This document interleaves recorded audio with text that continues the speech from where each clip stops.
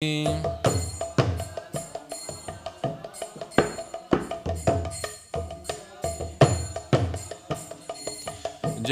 Radha Madhava Kunja Bihari.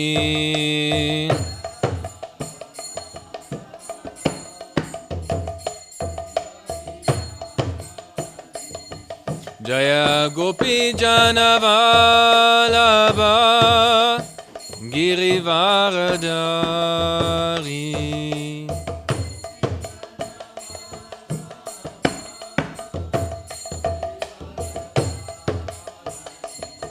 Jaya Gopi Janavalabha Girivaradari.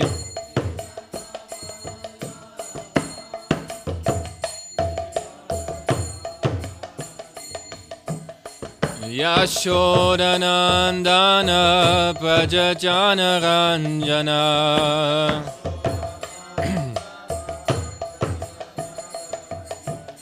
Yashodanandana Prajajana Ranjana.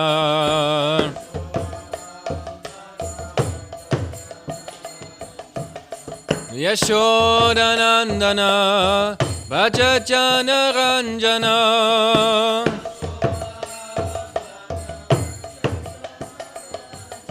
Yashodanandana Prajajana Ranjana.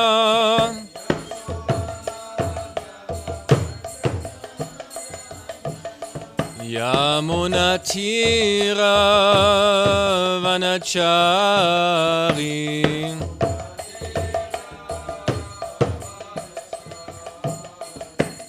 Yamunatira Vanachari.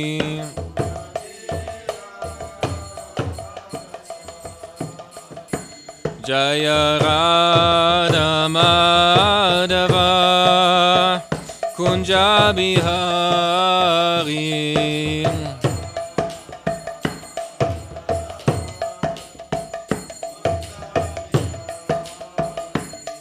Jaya Radha Madhava Kunja Bihari.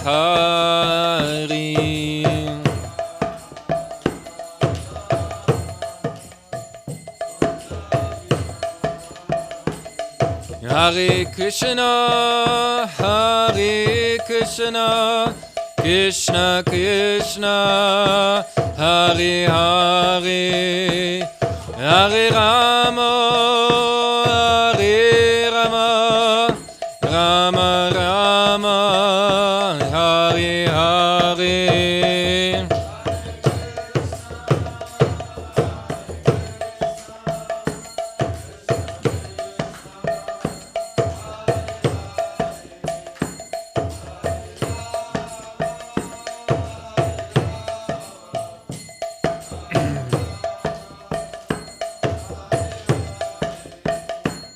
Hare Krishna, Hare Krishna, Krishna Krishna, Hare Hare, Hare Rama, Hare Rama, Rama Rama, Hare Hare.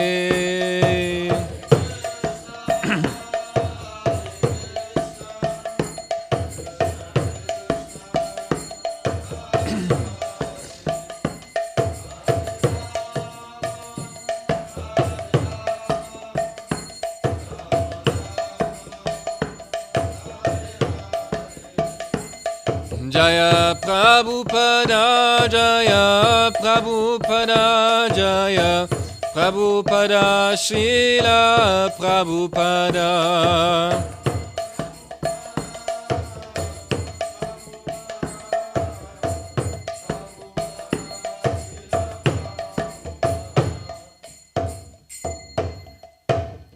Nitai Gora Premananda Shri Shri Prahlad Lakshmi Nishinga Dev Ki.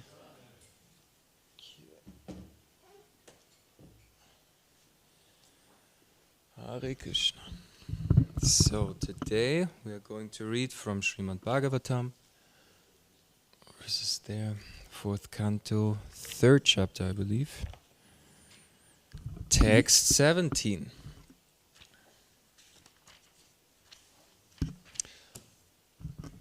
Ah ja, welche Sprache? Which language today? English. Who doesn't speak English at all? Doesn't understand. Okay, I know Devaki is learning, huh? Wer versteht kein Englisch? Stimmt, macht Sinn, das auf Deutsch zu fragen. Okay, eine Person. Okay. Who doesn't understand German?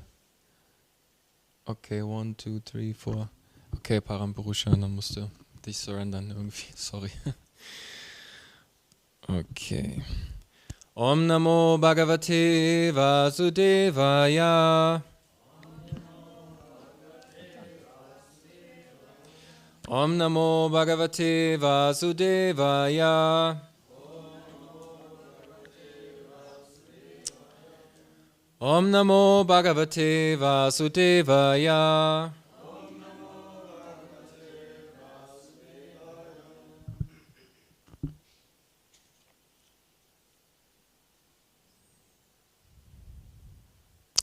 Vidya tapo vitava purvaya kulai.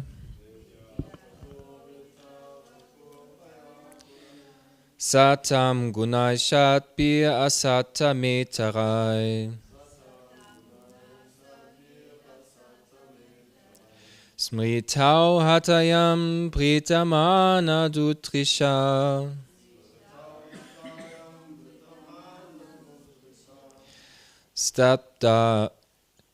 Stapta na pashyanti hidama bhuyasam.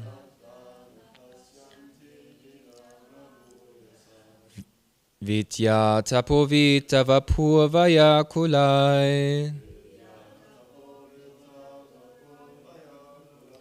Satam gunai satpi asata metarai.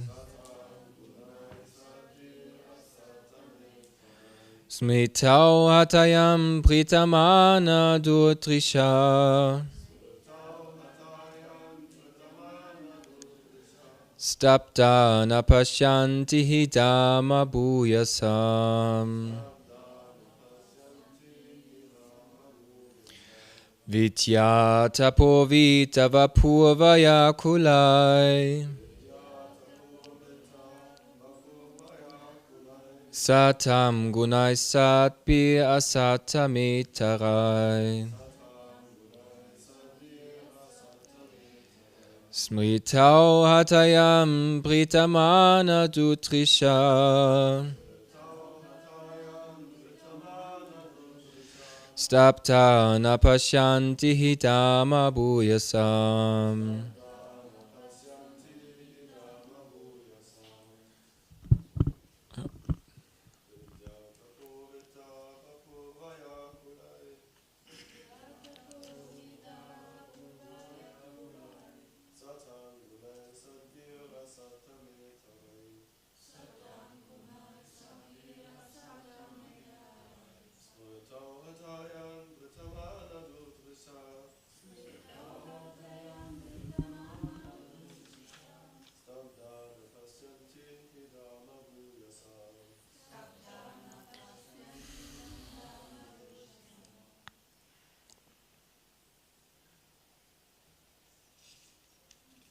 One more person wants to try? Otherwise we need more ladies that chant.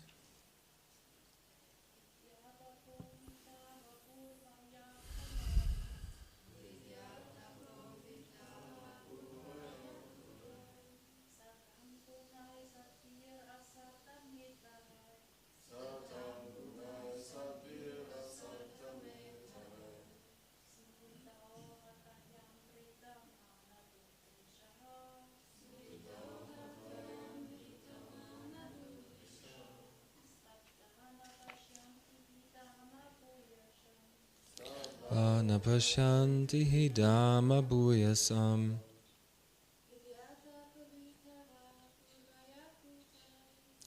Vidyata povita vapurvaya kulai.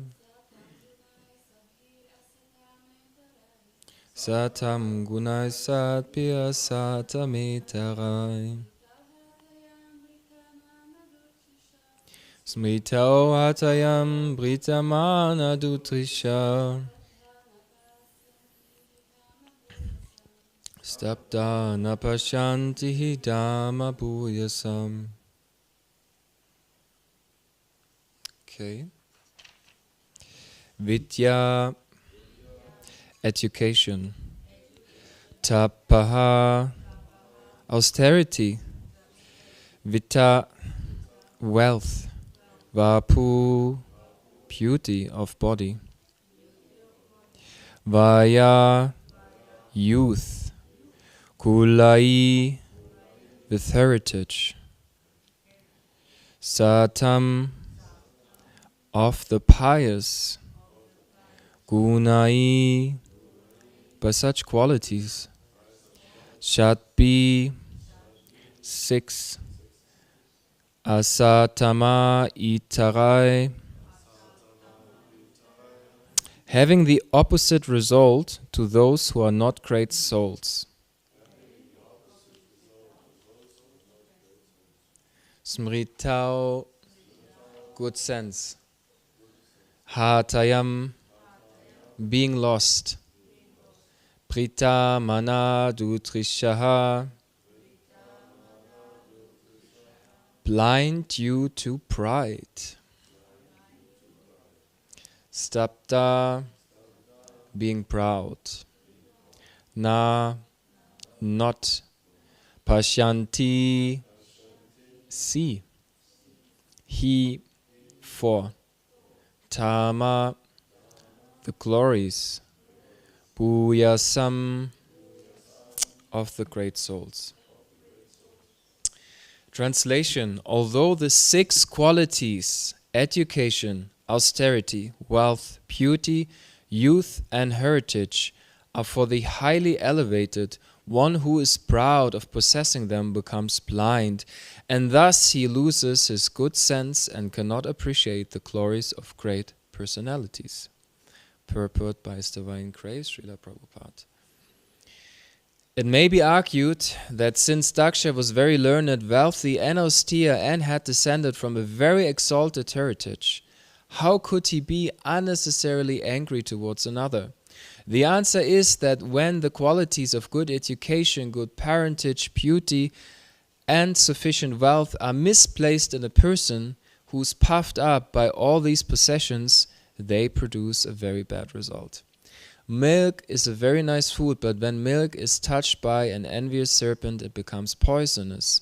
Similarly, material assets such as education, wealth, beauty, and good parentage are undoubtedly nice, but when they decorate persons of a malicious nature, then they act adversely. Another example given by Janak Pandit is that a serpent that has a jewel on its head is still fearful because it is a serpent. A serpent by nature is envious of other living entities, even though they be faultless. When a serpent bites another creature, it is not necessarily because the other creature is at fault. It is the habit of the serpent to bite innocent creatures. Similarly, although Daksha was qualified by many material assets because he was proud of his possessions and because he was envious, all those qualities were polluted.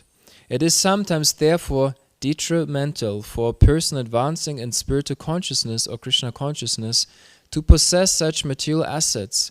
Kunti Devi, while offering prayers to Krishna, addressed him as Akinchana Gochara, one who is easily approached by those who are bereft of all material acquisitions. Material exhaustion is an advantage for advancement in Krishna consciousness.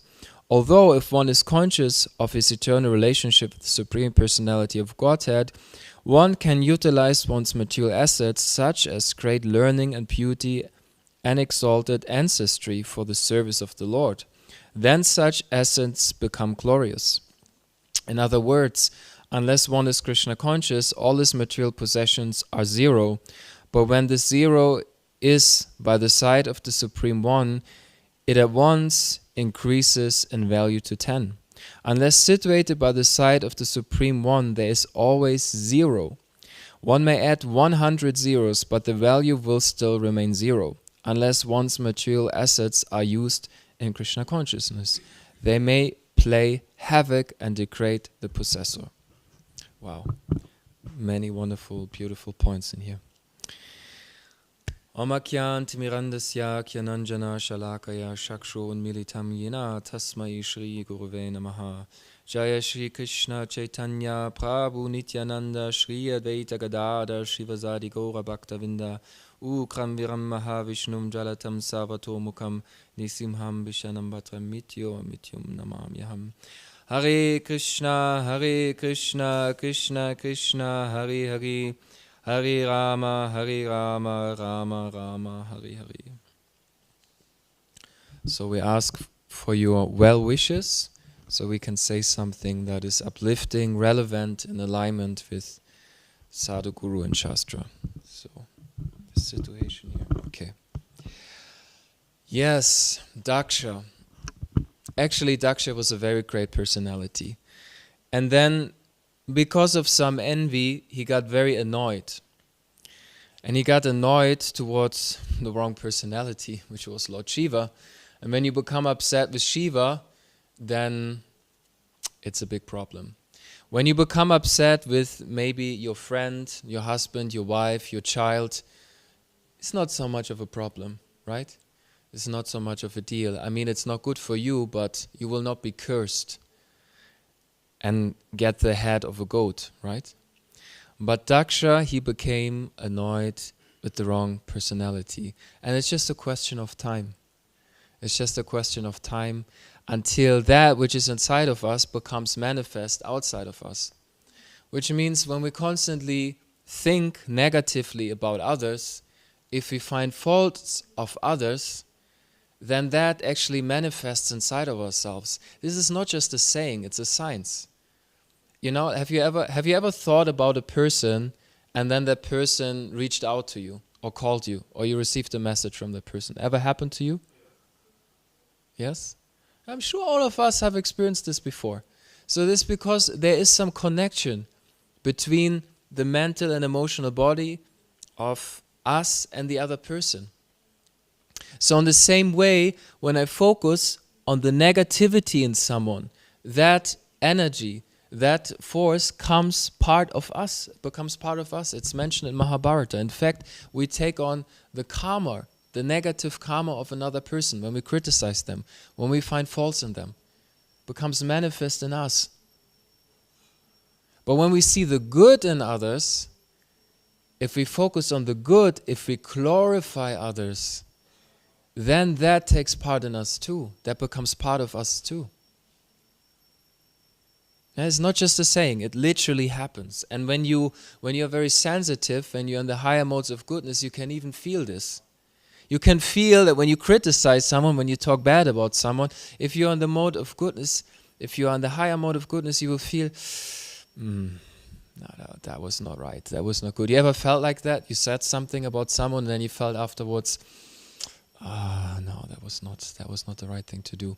But when we are in the mode of passion and ignorance, then it will feel like nectar. So good. You know, it's like when you read any newspaper, it's just talking bad about others. This scandal happened, this person fell down, this person said this, and it's so nice. Yeah, it's like a fly. A fly is always flying towards stool, right? It's like if you see a dog stool somewhere outside, you will see many flies on it, and they find this is amazing, you know. So if you ever take birth as a fly, you're also going to eat stool, because that's your nature. That's what you identify with. But if you're a bee, you will go towards honey, because that's natural for you. So if we identify with the lower modes, we will criticize others. We will find faults in others, and that will become more part of our personality. You know, it's like, okay, I look at this person, I see some fault, and not because I want to help them. It's not like I see they're chanting japa, but they're not chanting Hare Krishna, they're chanting something else. They're like not doing what they're meant to do, and out of compassion, with utmost humility, I try to help and uplift them. which, by the way, you need to have a good relationship with someone to do that. The person needs to trust you. The person needs to, there needs to be a loving relationship, and you need to actually be qualified to help someone. Otherwise, what's the need to correct someone, to give feedback to someone, if you don't have a good relationship with them? How are they going to perceive that? Therefore, especially when we are leaders, we need good relationships. And who is the leader? I mean, all of you are leaders. It's not just the temple president, temple commander, head pujari, but when we don't have good relationships, when we give feedback to others, they will take that feedback personally. They will take it the wrong way. Only if we have good relationship, if we have this relationship of trust, can we actually give feedback to others, and it will be done in an uplifting way. So, therefore, what we identify with, if we identify with the higher modes of goodness, then we will tend to see more the good. And if we are absorbed in the mode of ignorance, in the mode of tamas, we'll get into the victim mentality. I'm the victim of my circumstances in life. That's the mode of ignorance. And daksha, and why do we see faults unnecessarily? Some of us have the service to find faults. It's like sometimes a leader needs to do that. They need to correct and adjust. But unnecessarily finding faults comes from envy. It's when we actually, like Daksha, he actually, deep down, he saw that Shiva is a great personality. So much austerity, so much worship he received. And he was envious because he also wanted that worship. He wanted that recognition for himself. Why? Because that's what his identity depended upon. Daksha's identity was based on his opulences, like it's mentioned here. Education, austerity, wealth, beauty, youth, heritage. This is what his identity was built upon. And then when this identity, when someone was respected more, when someone was honored more, or when someone was not giving him the honor he was looking for, he became very agitated. Because that's the mode of passion. Mode of passion means we identify with the externals, with our beauty, with our abilities, even with our service. When someone takes the service away, we lose it. We become completely agitated. Because our identity is connected to it. I mean, to have your identity connected to your service is more of a symptom of the mode of goodness, so it's not so bad.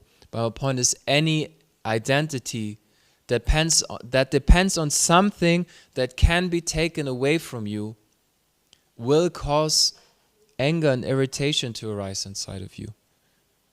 And what can be taken away? Everything. Apart from your true identity as the soul. And we don't even know when. It can happen anytime. There was a plane crash in Nepal. It's already some time ago. I think it happened this year or last year. And there was a video of that plane crash from someone who was in the plane, just like 1 minute before it happened. And this person, Jai Nishingadev Bhagavan Ki. And this person was holding the smartphone up, was looking, showing around. Everyone was happy in the plane. People were smiling, laughing. Someone was holding their child. People were in a good mood, in a good spirit. The plane was just going down to land. Maybe I shouldn't go into the details. But then, within half a minute, the plane turned upside down, crashed. And all you could see on the video was fire. Everyone died on that plane. Everyone. This person, 1 minute before, they had no awareness. I mean, I'm assuming, at least this person didn't look like they had any awareness that they're going to die. This is the material energy. It's so strong that we think we are in control, that we think we are the doer, but at any time, anything can be taken of us. Now, I didn't want to make you scared of traveling in a plane. I mean, it can happen at any time, in any situation, but the point is, when we have a relationship with God, when we have a relationship with Nishingadev, then we experience our higher self, we experience the Atma, we experience Ananda. It becomes a real experience. But when we are absorbed in these lower tendencies, when we are so attached to our personality, our identity, our body, our relationships, that everything goes our way, then we will be constantly disturbed. Therefore, it's so important that we go deep in our spiritual practices. It's so deep. It's so important to go deep. It's so important. Because otherwise, this is, see, you can read this just with your mind. There's just analyzing this and gathering information. You know, there are 4 aspects of the mind. Manas, that receives the information from the senses. Then buddhi, if it's in passion and ignorance, just becomes a servant of the manas, of the conscious mind. Buddhi, the intelligence, goes into our chitta, our subconscious mind, and looks for memories that reinforce that experience, and then pass it on again to the manas, that then makes a decision based on likes and dislikes. And we identify with that. And identifying with that is the ahankara. That means we are stuck in a particular cycle. We are like this mind that constantly moves from likes to dislikes can also just read this text, gather the information, even memorize it. But that doesn't mean you have actually realized it. Intelligence, true buddhi, when it's not just the servant of the mind, means this knowledge becomes part of your personality. It changes your heart. You start to act differently. That is a function of intelligence. If you go to university, all you do is, not all you do, but many of the things you do is just collecting information. Is it true, Amrita? It's what it is, right? You study texts, you gather information, and you write that information down again in a specific way. But that's just the mental level. And if we read Srimad Bhagavatam, if we study these books on that mental level, it's not going to go deep. It's not going to leave a deep impression on our consciousness. It's not going to create a new samskara.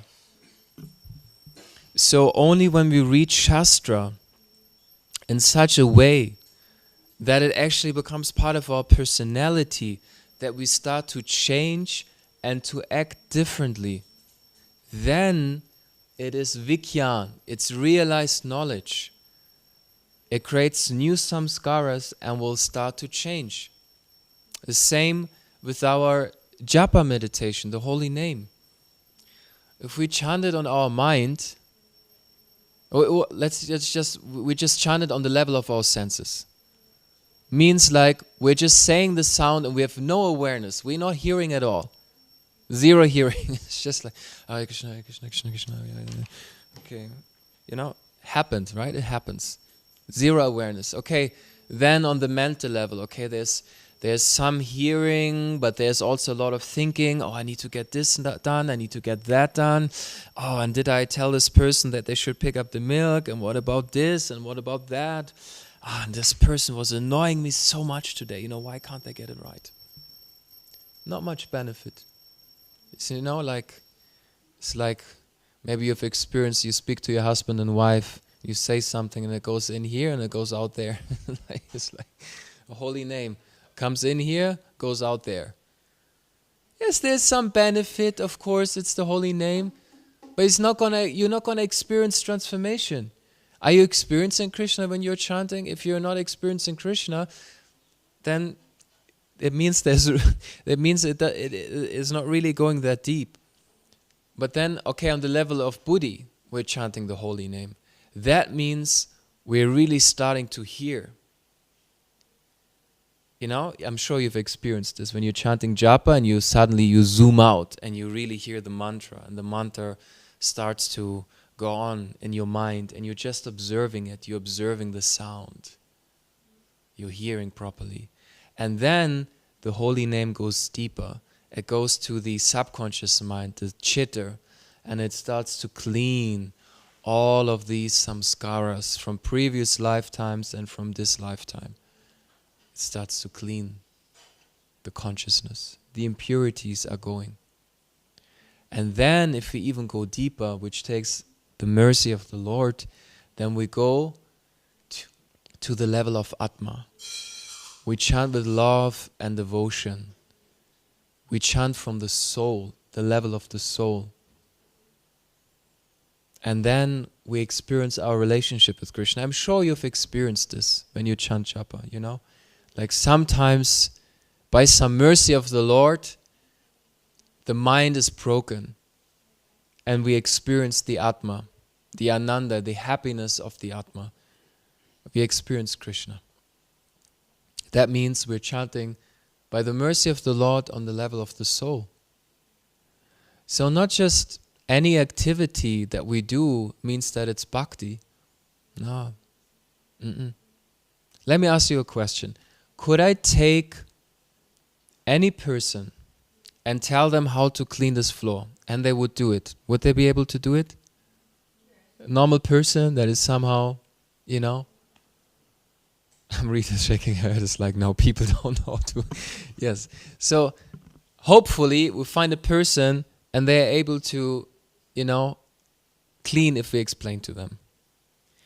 And if we call a professional cleaner who does that as a profession, who does that all of their life, they might be able to do it more thoroughly and more clean than a devotee in the temple. Professional equipment, professional gadgets, cleaning everything. 5 people come. Now, are they doing better service than the devotee? No. Why? Because they miss devotion. Huh? Say again? Because they miss devotion. Right, they miss devotion. Nishingadev, of course, Nishingadev would be happy if they clean it and they would receive some blessings. But of course, Nishingadev is much more pleased by the devotee. That doesn't mean that you can now do your services mindlessly and then go to the leaders and say, well, it's just about love and devotion. And my love and devotion was telling me to just clean half of the pots because then my love and devotion was gone. No, that's of course a nonsense. But it means that what makes a devotee a devotee? We can hire a professional speaker that can give a far out class. Professional Mridanga player, kirtan player, a singer, can sing better than most of the devotees here, can play better Mridanga than most of the devotees here. But is it going to be pleasing to Krishna? So therefore, we have to ask ourselves, on what level are we operating on? Are we just on the level of anamoy, the level of the physical body, just moving around mindlessly, criticizing others, thinking about why our life is so horrible and why no one loves us, and we go down that train? Or are we on the level of the mind? I like this service, I don't like that service. I like this person, I don't like that person. I love this person and I hate this person. My friend, my enemy. That's the mind. Like, dislike. It's like some emotion of love and some emotion of hate. Or on the level of buddhi, of the sattvic intelligence. Wow, I'm so fortunate to be here in the temple. This is a unique opportunity to engage in the service of the Lord. This is a unique opportunity to be with the devotees. I might not feel it all the time, but I have experienced it. This is something special. This is something unique. Or when mercy comes on the level of the Atma, we feel Krishna, we experience Krishna, right? This is why we have become devotees. Because we experience that higher reality within us. this is something we can reflect upon when we are in the community, when we are serving together and with each other. And of course, in the spiritual world, it's all about relationships. Sorry to break the bad news to you. It's all about relationships with others. You can't get away with them. It's full of devotees, the spiritual world. Full of devotees. Always increasing, always expanding. Okay? So this is a testing ground for us, this world.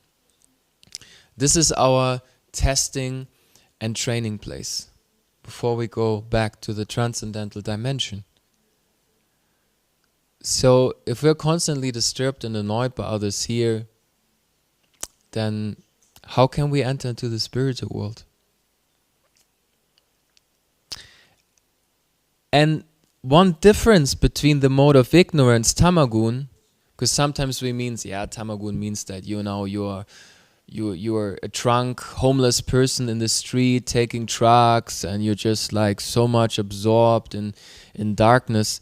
No, but tamas also means victim mentality. I can't change. Everyone can become a nice devotee. Everyone can transform themselves. I cannot. Everyone can have a happy spiritual life. For me, it's not possible. Victim mentality. The mode of ignorance is impacting us. Mode of passion means everything depends on me. I am in control. I am in charge. I need to control, I need to manage, I need to understand and organize every single little detail, because if I don't, then everything is going to fall apart. It's most people in this life, in this world, everything depends on me.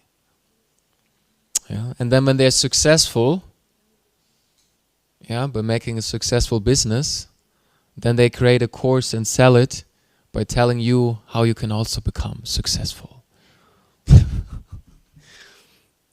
But mode of goodness means you trust. You're responsible, you do your duty, but you also trust the Lord. And how do you know which mode you are in? How do you know if you're managing your life with responsibility or with passion? Well, what do you experience in your heart? Do you experience stress and anxiety? If there's stress and anxiety, which mode is that?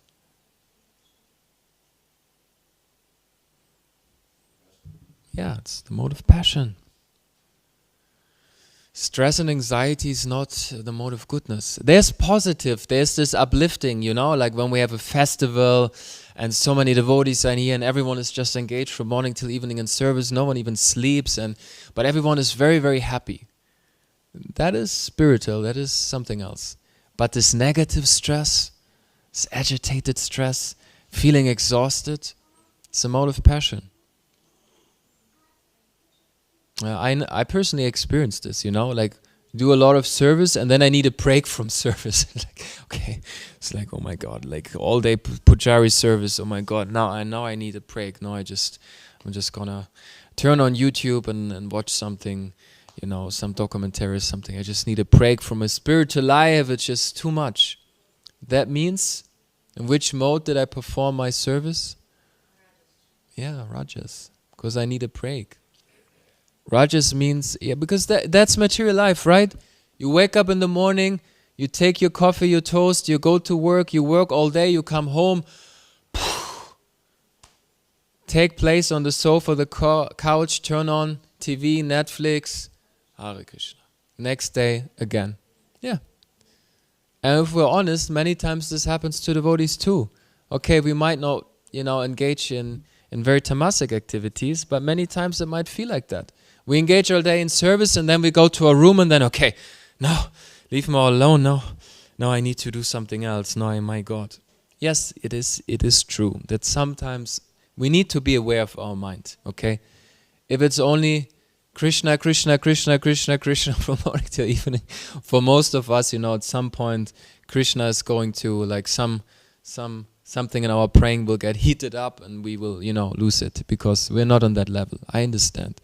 So we need also most of us need some sattvic activity to kind of like balance things out. This is true. But if we do really service, then we don't need a break.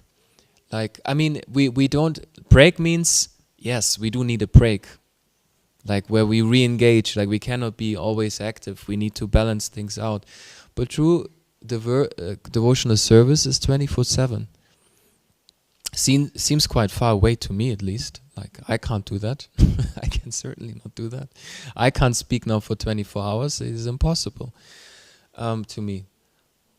But because I still identify that it depends on me. But if I identify that everything depends on Krishna, then we can become empowered. So mode of goodness means we find a balance in our spiritual life. We find times to be active, times where we manage and organize things, times when we rest. Rest in the mode of goodness, how does it look like? Rest in the mode of ignorance? What is rest in the mode of ignorance, yeah? Rest in the mode of goodness, I think meditating would be a good thing to rest. Yes, meditating. It's kind of like, so we'll get back to that. Let's start with the mode of ignorance. This is good. You're right. What is rest in the mode of ignorance? Just some example. Come on. Take a sleeping pill. Yes. Okay. Depends. Could also be mode of passion, but yeah. Okay. But not. I don't just mean sleeping. Like when you want to rest. You know, when you want to rest. I don't just talk about going to sleep. Television. Okay. Yes. Yeah. Anything else? Come on. Distracts you? Yes. But this is also, it's also the mode of passion a little bit. Like, I mean, it's mixed. It's passion and ignorance. Come on, like some really tamasic example of what you can do. Maybe not devotees. You could also be intoxication, for example. You come home. What does the good German do in the evening? He opens a bottle of beer. Yes, to relax, to just numb the mind a little bit. So much stress. Yes.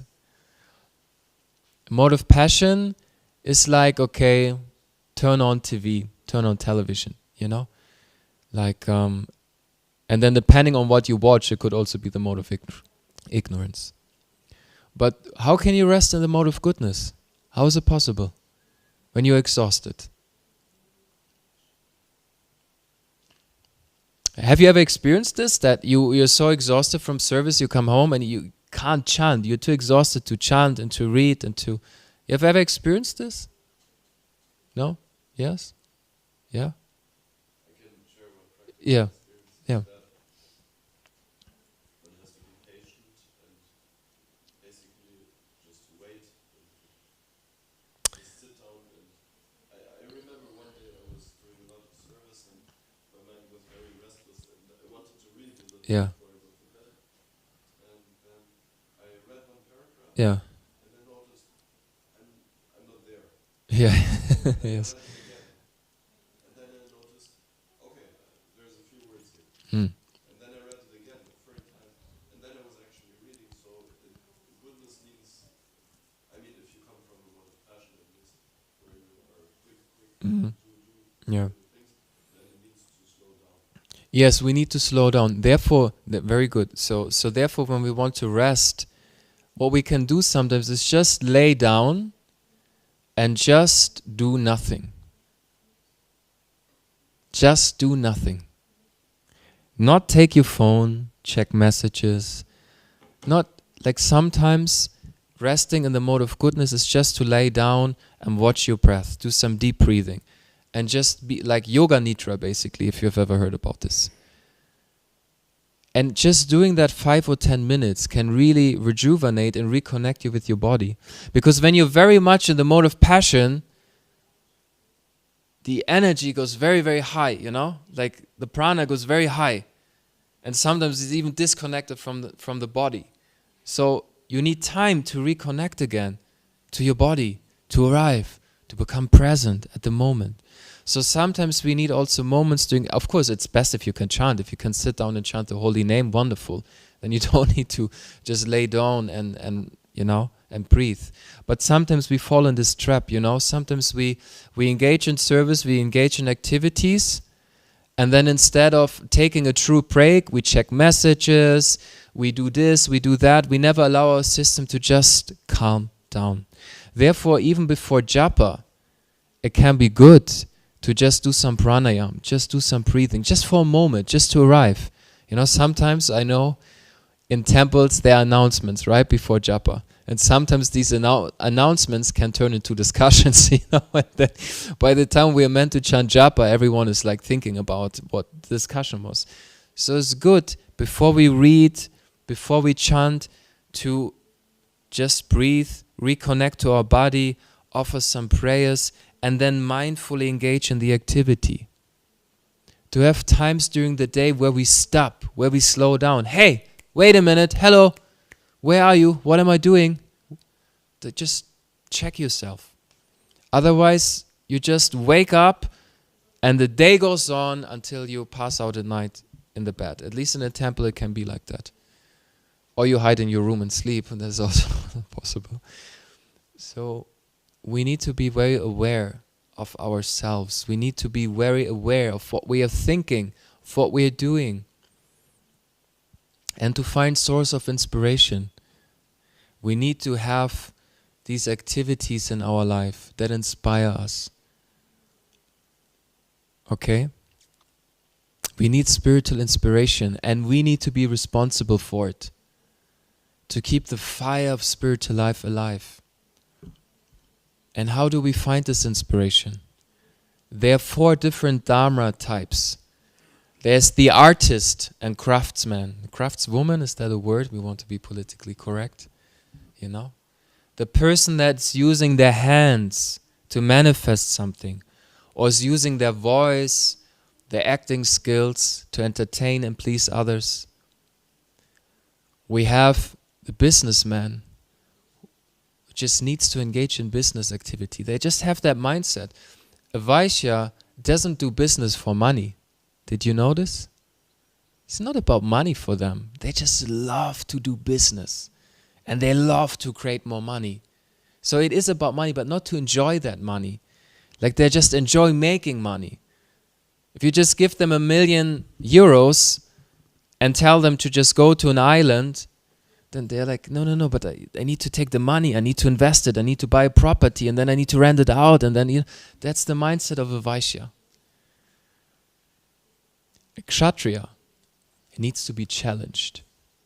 A Kshatriya is very active, If they're not engaged, if their fire is not engaged, they become restless, They need to be challenged. They need to have their kshetra. They need their kingdom to control.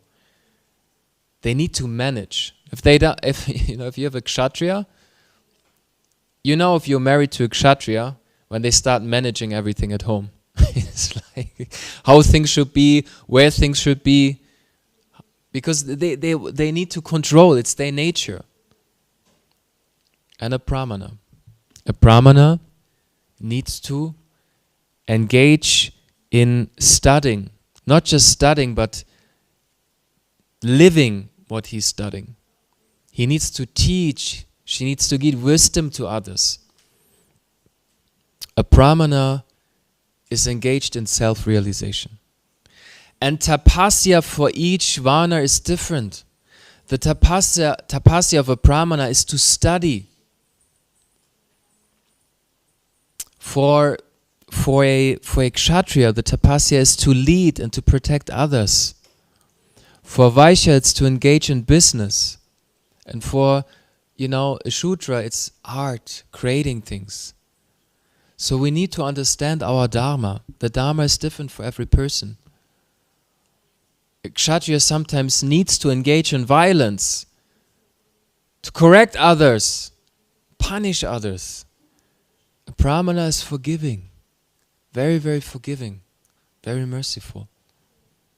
This is not their dharma in this life. A Vaishya needs to use their mind in the service of the Lord by creating more wealth. So we need to understand our dharma. Because if we are engaged in an activity that is not natural for us, will always be exhausted. So our spiritual inspiration comes when we understand our varna, our nature. This is very important. Because for a Vaishya, if they don't engage in business and creating more wealth and money for the Lord, they will not be inspired. They will not be inspired in life. You can't tell them to just study and chant the holy name. They need to engage their nature. A Kshatriya, if you don't give a Kshatriya their own department, their own area to control, they'll be frustrated. A Brahmana, if he can't study and read and spend a lot of time doing that, he'll be frustrated.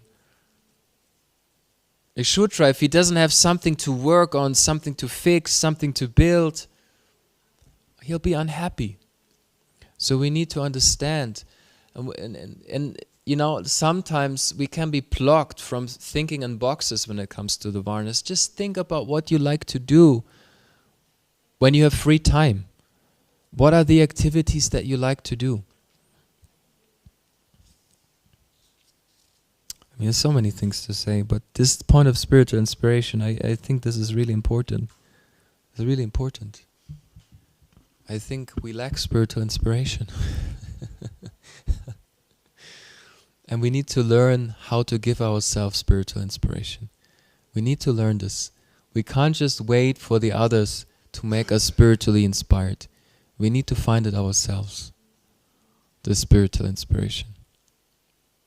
Okay.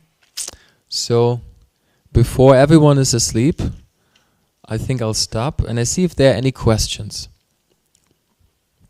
Any questions or comments on what I just said? Otherwise, I'll summarize and then, yes? Can you repeat the four things of the mind? Okay, yeah, I knew this would come up. Okay, because, you know, like I can see already the atmosphere is already a bit sleepy. I'll try to do it in a very simple and let's take an example. Let's say Sanjay tells me that Sri Gauranga, you are nonsense. Your entire class, nonsense. So then my senses perceive this information. Now my manas, this is the first aspect of the mind.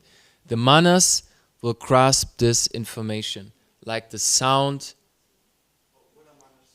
Manas is the conscious mind, the perceptive mind. I'm just about to explain it. So manas takes the information of the senses, what we see, what we hear, you know, the image in your mind.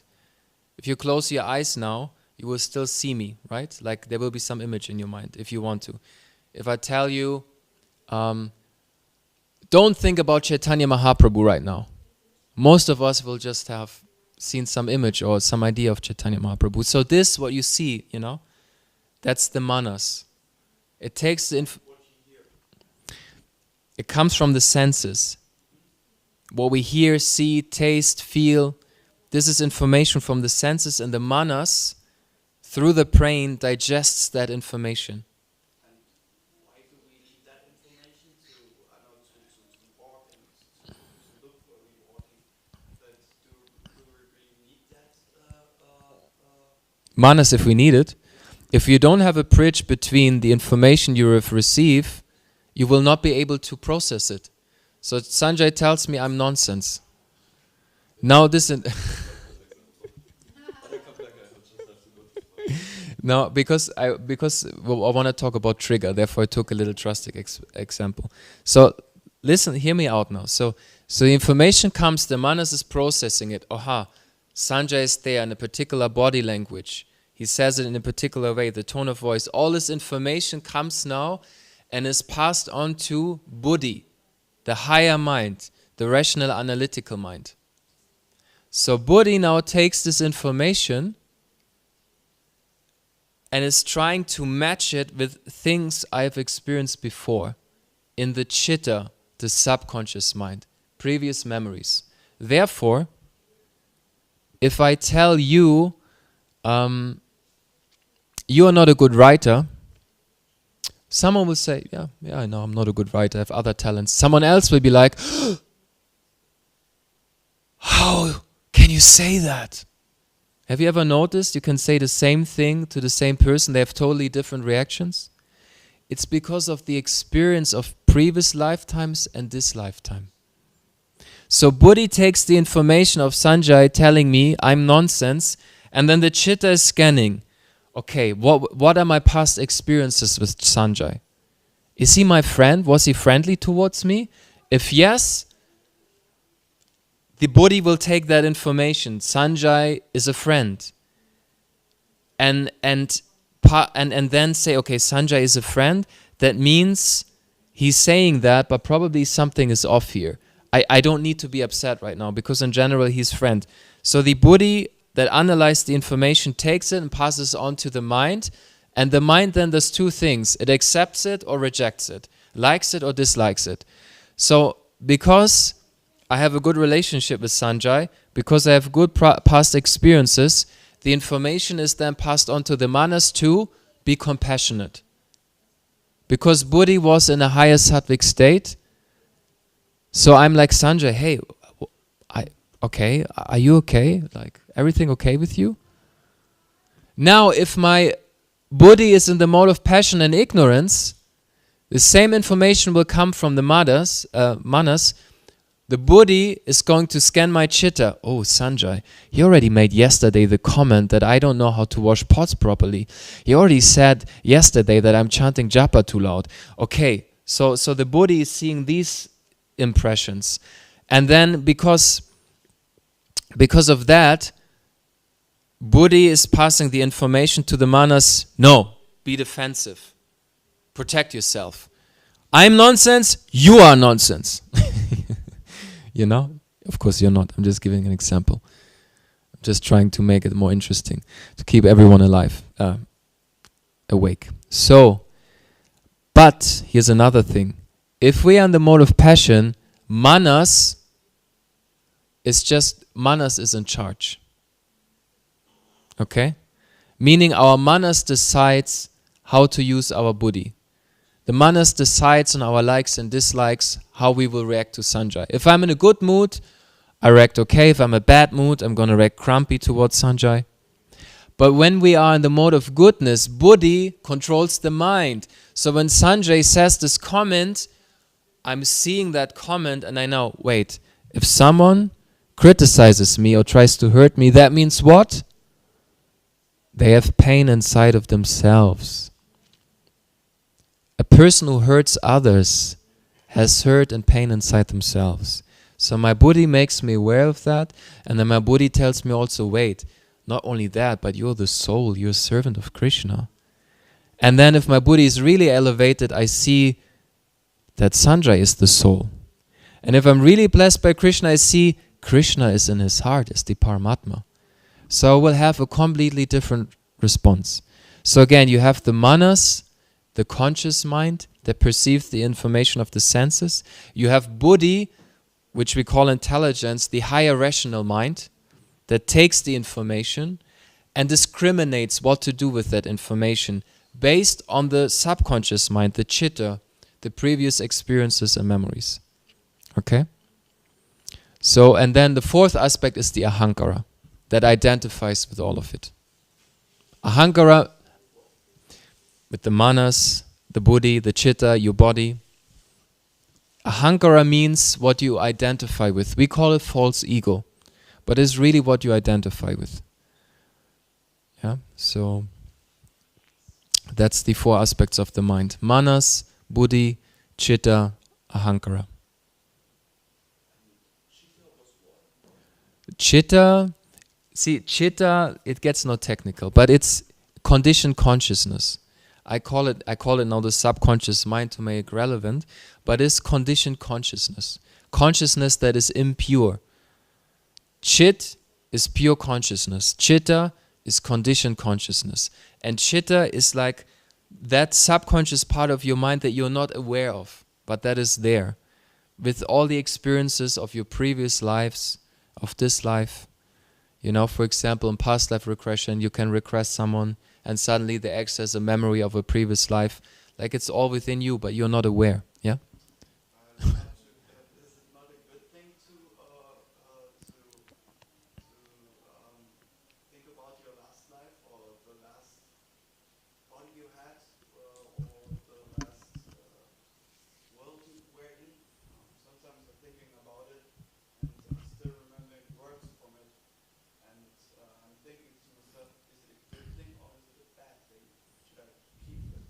from that life, or should I get more information out of my last life? Maybe find an old grave or something. I don't know. See, like when you receive information of a past life, whether it's from an astrologer, a memory, or someone, the question is always, how is that going to transform you positively in this life? Because if you're not in a high sattvic state, it's just going to cause confusion. I've seen this. You know, like when the past memory of a previous life comes, then it comes with different emotions, different understandings. And if you don't have maturity, it creates a lot of confusion. Maturity means that you know how to take an information and apply it according to time, place, and circumstance. Okay? If you're in the mode of passion, oh, my past life I was in India, this person, and I did this and that, and now therefore I have to... Mode of passion. Mode of ignorance means you think you know your past life, but in fact you don't. You just made it up. Concocted thing of your mind. Happens a lot. You know, therefore, you know, I used to do past life regression with people, but I stopped it fully. Because people can't take it. They can't take this information. Then they become curious and they just start to play around. It's sometimes you might receive some information of a previous life. But ask yourself, how is this helping me to transform myself today? Is it making me a better person, a better devotee? Is it making me a more loving person, or is it creating anxiety and fear? Is it creating stress? Why would you try to find your old grave? The place where you were buried. I mean, right? You have to ask yourself. But the point I was trying to make, this information is with us. And when our soul leaves the body, it leaves with this subtle body, with this mental body, with all of this information. Krishna says in Bhagavad Gita, I can remember all my birth, you can't. And even some people that can remember previous lives, they cannot remember all of their lives. Millions and millions of lifetimes. I also know from some swamis that when you get into really higher states of goodness, some remembrance naturally comes. You know, you might get some awareness of previous lifetimes. This is very natural, it's very normal. When you go to the higher states in the mode of goodness, many things happen. Many things happen. Like you become aware of other dimensions. You become aware of other people's mind, thoughts, feelings. It's very natural for the mode of goodness. We are very, very limited right now. We are very, very limited beings. We are very, very limited in our consciousness. And this is also good, because Krishna says in this verse, if we have too much material opulence, we become proud. There were devotees that had mystic cities, and then they met Srila Prabhupada, and they received initiation, and they lost all of their cities. Because Prabhupada could see it was an obstacle for them. Yeah? But when you grow in your consciousness, you become aware of so many things. And if you're in the mode of passion, it's just disturbing. I know, this person doesn't like me, I can see it. Yeah. So you're disturbed right now? Yeah, that means that you're making it up. It means you're making it up because you're disturbed. It means you are in distress. It's a mode of passion. You really feel, you really believe you know what someone is thinking and feeling, then you have compassion. Yeah, anyway. For most of us, it's a great distraction, these subtle things. Which is why Krishna takes them away. Which is why Krishna many times, why does Krishna, you have noticed devotees, often very simple, sometimes even a bit poor, you know. Material life is not always going that well. I mean, there are exceptions, you know, Jay Shetty, for example, but why is that? Because when we don't have much opulence, it's much easier to worship Krishna. When difficulties come in our life, it's much easier to take shelter in the Lord than when everything goes our way.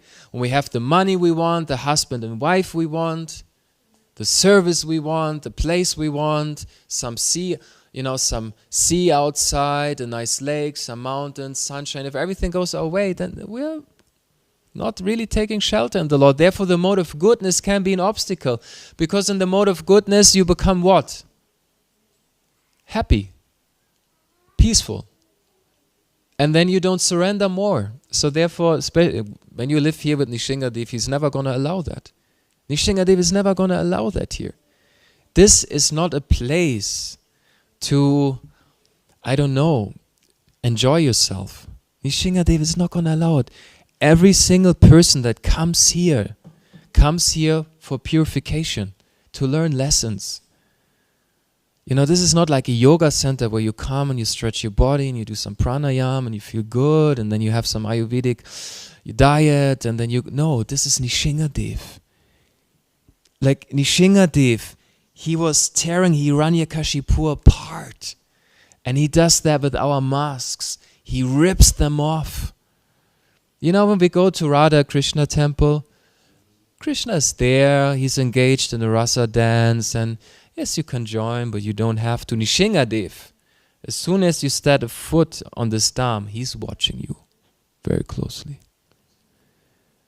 And if you serve him with love and devotion, he will tear away all the obstacles. You might think, oh, maybe I shouldn't be here, but this is good. Because our heart is so covered. We're so cold-hearted. Our hearts are so closed. And then we wonder why we don't have anything to offer to Krishna. Because we don't feel anything in our heart. But Krishna takes all of this away. Nishingadev takes all of these things away from us. So our heart softens. And then we have something to offer to him. So when you are living here, don't be surprised when things are not going well, when things are going upside down, when there's one problem after another. Because Nishingadev has a leela with everyone here. And the sooner you become aware of this, the better it is. And the leela is always the same. Transforming your false identity, the ahankara, into your true identity, to be a servant of the Lord. This is why we're all here. It's not by chance that you are at this place. You know? This is like, in German, it's called Intensivstation. How is this called in English? You know, the station in the hospital where the patients are that have heavy disease, you know? Emergency unit, yes. Intensive care. This temple here is the intensive care. This is emergency unit. The fact that you are here means you needed some special treatment from Krishna. Therefore, you came to the form of Nishingadev.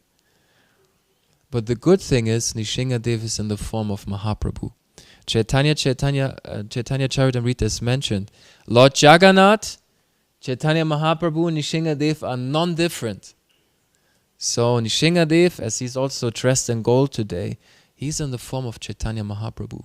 So he's very merciful. That means Nishingadev doesn't really take so much offense. Usually, traditionally, we can't worship Nishingadev. We would burn to ashes before we step on the altar. You know, like Nishingadev is usually just worshipped by Naishtika brahmacharis, so pure that here everyone can go. I mean, you have to be second initiated, but come on. Nishingadev is very merciful here. He doesn't see so much our faults. He sees what we are holding back. He sees how much devotion we are holding back. And he will turn our life upside down until we become humble and offer him that love and devotion. So, it's a very special place, and we can all feel very blessed to be here. You know, most of us are travelers. We come here, we stay for some time, we receive that purification, and then we move forward in our spiritual life. Some of us are very fortunate, they serve here all their life. But one thing for sure, the fact that you are able, like even to come here, you know that this is not easy to come here? I wanted to come here for years, and I couldn't. I mean, in one sense, I just had to sit down in the car and drive here, but it couldn't. One obstacle after another. It's not ordinary that you are here. You know, you think, okay, I just go in my car and I drive to the Dham and I'm here. Or I just book a plane ticket, I go to Vrindavan. No. 2019, I wanted to go to Vrindavan, to the yatra of my Guru Maharaj. And then I got so sick, I had to go to hospital. I needed a surgery. I couldn't go. My wife could go. I had to stay back. So it's, so we have some awareness of this, some awareness that this is not just an ordinary place where some bunch of people come together. This is a dham. It's a dham. Okay? This is not a material company that should be run well. This is a dham. And sometimes difficult to understand, but it's like that. So, okay. Yeah, so breakfast time. Anyone have a question, you can ask them, but otherwise you can also go for breakfast. Okay. Srila Prabhupada ki Nitai Gaura Premanandi.